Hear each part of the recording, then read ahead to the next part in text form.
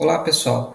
Dando continuidade à nossa unidade 7 sobre o pacote estatístico R, chegamos à última aula, aula 9, que vai tratar sobre a especificação da regressão no pacote estatístico R. Nessa aula, cobriremos os tópicos do teste RESET, que é um teste de especificação do modelo, para verificar se o modelo está bem especificado. Trataremos também de variáveis proxy e de erros de medição nas variáveis dependente e independente. Os arquivos utilizados é o arquivo especificação da regressão no R, um arquivo de comandos, um arquivo script do software R, e os arquivos de dados, o age1 e o age2, que referem-se a dados sobre salários. Novamente com a nossa interface de usuário RStudio aberta, com o nosso script também já aberto. Aqui tem os dados dos tópicos e o nome dos arquivos de dados.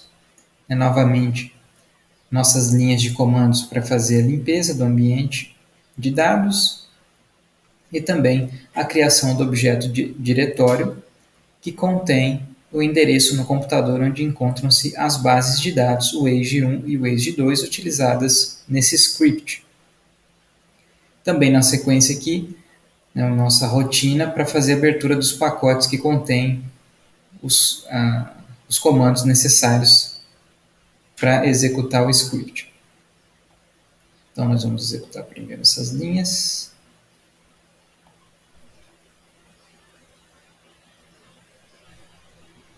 Na sequência, como primeiro tópico, nós temos o teste RESET, que é um teste de especificação do modelo. Lembrando que a especificação deve ser feita sempre de acordo com o que a teoria e a literatura aplicada indicam, e também o que os dados têm a nos dizer. Mas existe um teste estatístico chamado teste RESET, que verifica se existe explicação adicional possível ainda no modelo, ou seja, se as variáveis que nós já incluímos cobrem boa parte da explicação, se ainda é possível adicionar mais explicação. Então, esse teste consiste no seguinte: nós estimamos a regressão de interesse e, posteriormente, nós fazemos a previsão do valor da variável dependente e incluímos termos quadráticos e cúbicos desses valores previstos no modelo de regressão. E aí nós testamos a significância conjunta desses dois coeficientes, dos valores previstos quadrático e cúbico. Caso eles sejam estatisticamente significativos, é uma indicação de que existe uma explicação adicional ainda, ou seja, seria um indício de que a regressão não está bem especificada. Então vejamos alguns exemplos. Nós temos aqui dados de salário. Nós vamos criar o objeto salário1 e fazer a leitura do arquivo wage1.csv, que encontra-se nesse endereço do diretório.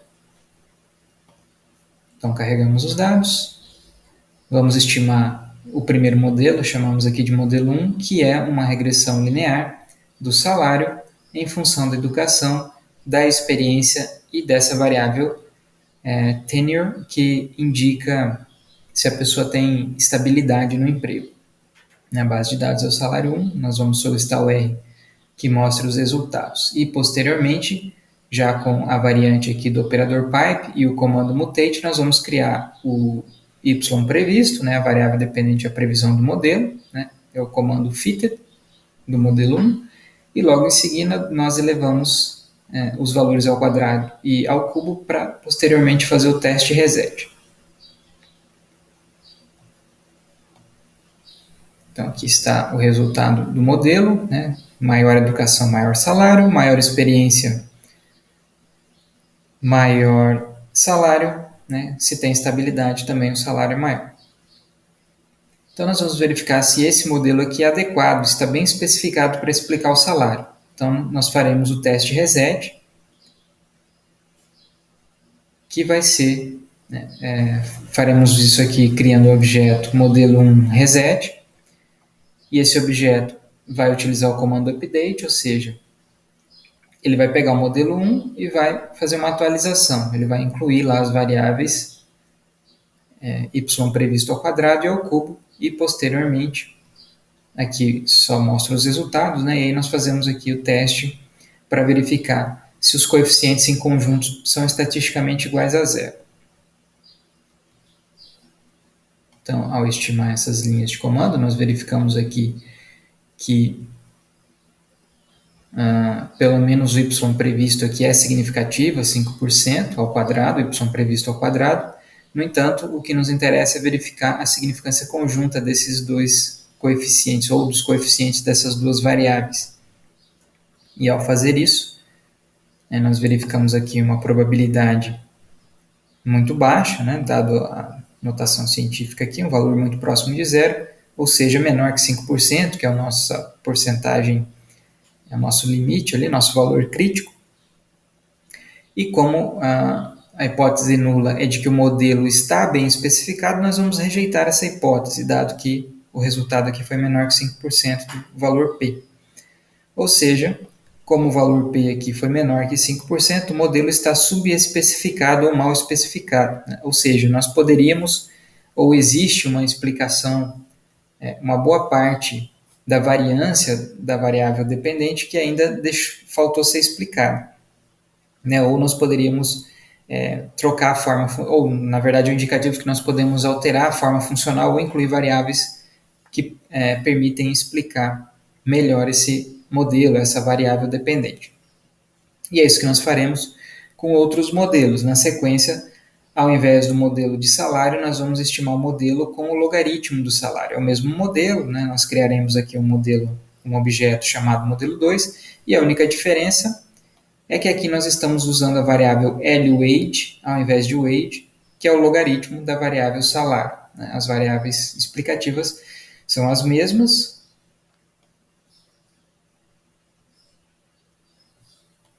Depois aqui o procedimento é o mesmo, nós calculamos o y previsto, seus valores quadráticos e cúbicos, introduzimos num outro modelo para fazer o teste reset e fazemos o teste aqui para verificar se esse modelo, mudando a forma funcional para a forma log-lin, resolve o problema da especificação desse modelo. Então vamos estimar aqui tudo de uma vez. Aqui estão os resultados do modelo com logaritmo. Novamente todos positivos, significativos aqui é 5%. Depois nós calculamos os valores previstos, previsto ao quadrado e previsto ao cubo. Depois inserimos eles aqui. Nesse caso, ambos são significativos individualmente, mas o que nos interessa novamente é se em conjunto eles são significativos. E novamente aqui o valor P foi menor que 5%, então nós podemos rejeitar a hipótese nula de que o modelo está bem especificado. Em outras palavras, esse modelo continua subespecificado ou mal especificado, então não foi suficiente trocar a forma funcional. Então agora nós testaremos um outro modelo. É o modelo da regressão do salário, nós voltamos para o salário, não o logaritmo do salário, mas nós incluiremos os termos educação ao quadrado e experiência ao quadrado e também a estabilidade aqui, o tenure ao quadrado. Normalmente, os retornos da educação e experiência, eles têm essa forma não linear, quadrática. Mas na sequência é o mesmo procedimento, nós estimamos o modelo, salvamos os valores previstos e criamos as variáveis valor previsto ao quadrado e ao cubo e depois estimamos o modelo reset, ou o teste reset. Novamente, ao fazer isso, o valor P aqui continua menor que 5%, então não bastou inserir essas variáveis ao quadrado, o modelo continua subespecificado ou mal especificado.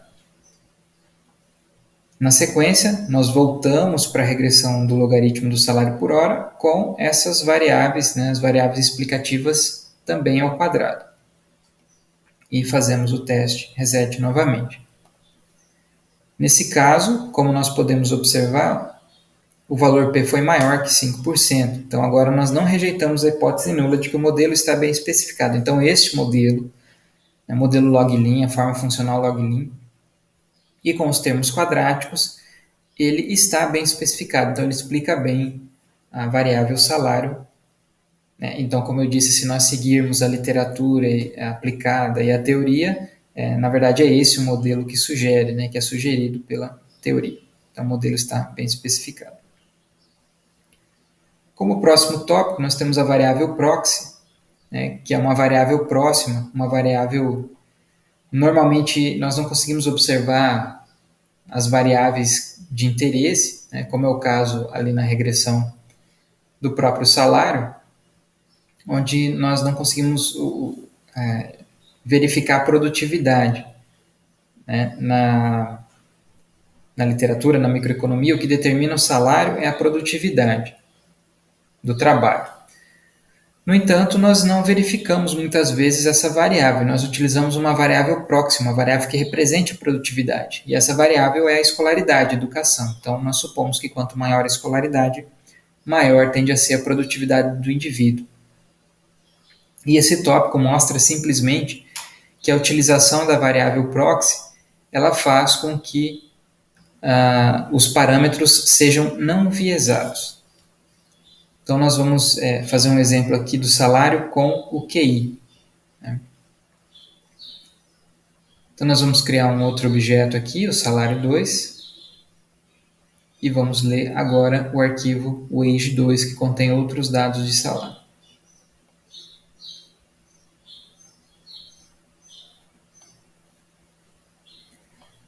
Agora, na sequência aqui, nós vamos gerar uma variável normal padronizada, né, de forma aleatória, são valores aleatórios, para depois nós gerarmos uma variável fictícia, uma variável fake aqui, habilidade.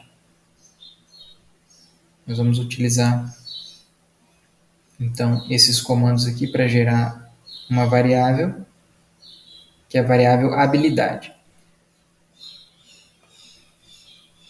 Aqui estão os valores, alguns valores dessa variável aleatória que ela vai compor a variável habilidade, que é criada com uma função de 5 mais 10 vezes o QI, mais esse valor aleatório, né, e posteriormente nós simplesmente arredondamos eles aqui para valor zero. Aqui.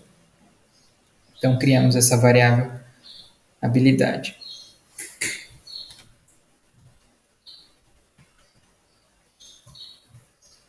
Nós podemos dar uma olhada aqui no salário 2. Nós temos uma variável aqui que é o QI. Aqui, como está em inglês, está IQ, né? IQ. E no final aqui, ó, nós geramos um valor aleatório, normal padronizado. Depois nós geramos a variável habilidade 1 e simplesmente arredondamos ela para zero. Zero casas, né, decimais.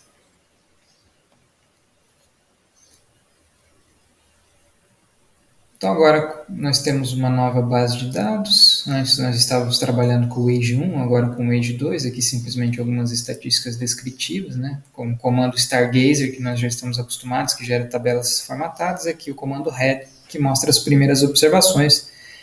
Então, por exemplo, aqui o primeiro indivíduo tem um salário de $769. Ele não, provavelmente não é um salário por hora, né? 12 anos de educação. Aqui tem a variável de habilidade e o QI dele. Então, nós vamos considerar agora, né, o efeito de utilizar uma variável proxy, mas primeiro nós vamos estimar um modelo que nós consideramos um modelo verdadeiro, né, com educação e habilidade. Então, o modelo que determina o salário seria um modelo com educação e com habilidade do indivíduo. Esse modelo aqui. E aí, esse comando aqui é para nós salvarmos o coeficiente B2 aqui da habilidade, né, que é o coeficiente do modelo 5 da variável habilidade. Então, salvou aqui, é 0,51. E o coeficiente da educação, 42. Agora, na sequência, nós vamos estimar um modelo com a variável habilidade omitida, né, sem utilizar a habilidade. Vamos omitir a variável habilidade aqui e verificar qual que é o efeito disso. Então, modelo verdadeiro com educação e habilidade, o coeficiente de educação é 42. Quando nós suprimimos a variável habilidade, parte da explicação que se deve à habilidade é absorvida pela educação, tornando o coeficiente da educação viesado. Né? Então, ao invés de 42, ele passa a ser 60. Então, esse é o efeito de uma variável omitida, uma variável importante omitida. ela acaba viesando os demais coeficientes, né? São viesados, estão errados, calculados de forma errada. E muitas vezes nós não observamos, por exemplo, a habilidade, que foi uma variável construída, e nós podemos utilizar uma proxy, uma variável que represente a habilidade, nesse caso aqui será o QI. Então, primeiro tem um modelo aqui relacionando a habilidade com o QI, né? Só tem um parâmetro aqui, só habilidade em relação ao QI, então nós estamos verificando a relação entre a habilidade e o QI, qual que é a proximidade que existe entre habilidade e QI. É o coeficiente de 10 aqui, que é exatamente o coeficiente utilizado para criar a variável habilidade aqui em cima, é o 10. Então essa é a relação entre a habilidade e o QI. E aí, finalmente, no lugar da habilidade, nós vamos utilizar o QI, é uma variável proxy. E aí nós verificamos que, mesmo não utilizando a habilidade, que seria a variável ideal para utilizar aqui, utilizando o QI, uma variável proxy, ela faz com que o coeficiente da educação seja não viesado. Então, ele era 42 no modelo verdadeiro, 60 no modelo sem habilidade, e ele volta a ser 42 quando nós incluímos aqui uma variável proxy, a variável QI. Aí nós podemos observar que o coeficiente da variável proxy é um múltiplo de dois coeficientes, né? Do B2, que é o coeficiente da habilidade na regressão do salário, e o D2, que é o coeficiente do QI na regressão da habilidade.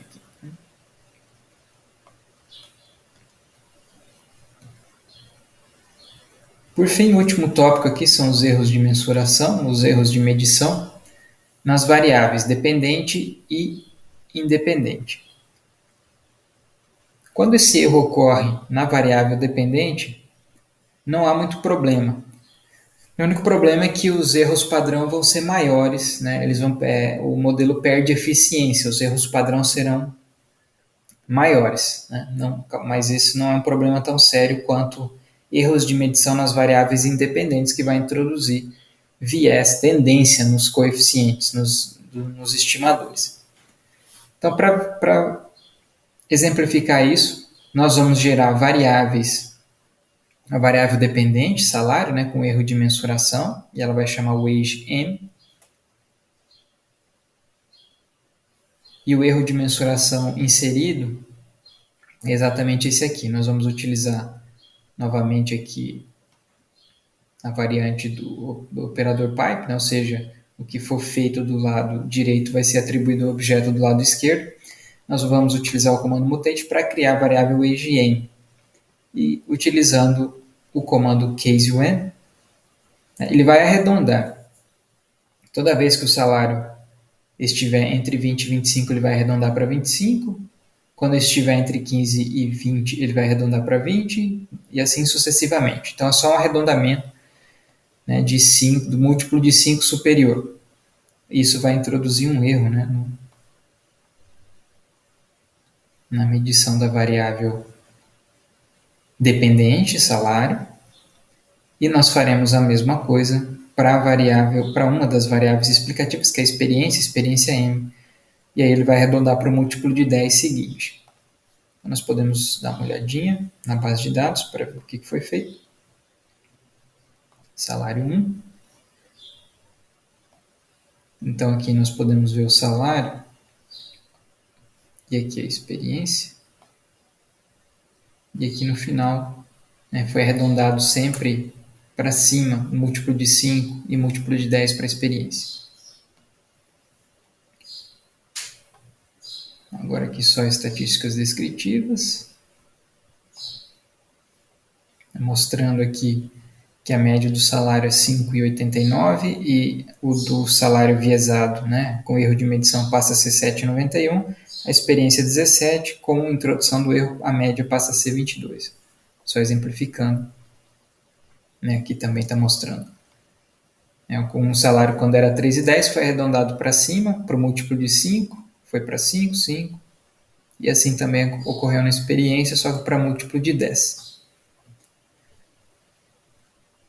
Agora nós vamos estimar os modelos sem e com erro de mensuração. Primeiro, na variável dependente, aqui nós já estimamos o modelo 1, né? Ele é um modelo sem erro de medida, e depois nós estimamos o modelo aqui com erro de medida, ou seja, no lugar do weight, nós vamos utilizar o weight M aqui.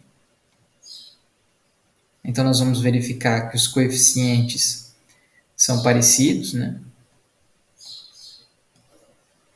Apesar de serem um pouquinho diferentes, eles são parecidos, mas a diferença está mais no erro padrão, né? Os erros padrão são maiores, o que faz, por exemplo, com que o intercepto aqui, a variável experiência, sejam não significativas, né? A experiência era significativa aqui, é 10% de significância, que ela não é mais significativa, assim como o intercepto também deixa de ser significativo. Então, o problema é menos grave do que o problema seguinte, que é quando nós introduzimos um erro de mensuração na variável independente, que é o modelo 10 aqui. Então, nós observamos que os coeficientes são bem diferentes, então eles são viesados. Então, esse é um problema mais grave, né, que é necessário evitar. Então, aqui também nós chegamos ao fim do script. Normalmente, coloco aqui.